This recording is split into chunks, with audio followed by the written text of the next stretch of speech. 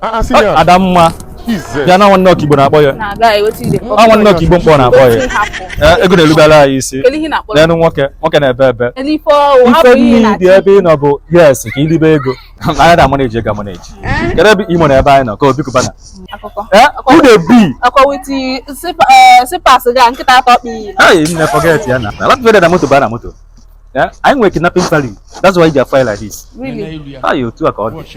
But I manage be banana. I had a go nyonwa, and I bully go nyonwa. Don't worry, just Now what for you?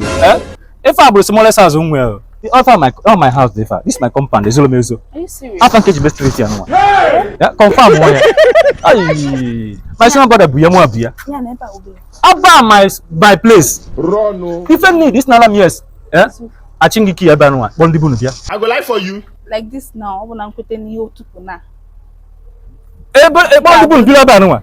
Ikota na ala achingi ki ozigbo. Asa na nwa. Legodo nwa. Ai, Jiri nwayo. All can be fair. The more you look, the less you see. La jela lo bo la kaligo mi mo na fa onu ma. No tam baba is sword. Mba no. Hey, eho one no Igbo mkpọ dị ka. Like ụmụ nwoke na a na-rush kwa ma. Enwe ya. Ọdọ nwa no. Na maka chike de money iru moto. Maintenance. Same yes ka gị na ndị buru mkpọta aba anụnwa.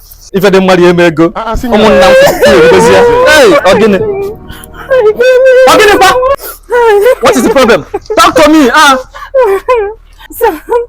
I just got a call that one of my uncle was hit by a vehicle. So he was deposited in this mortuary.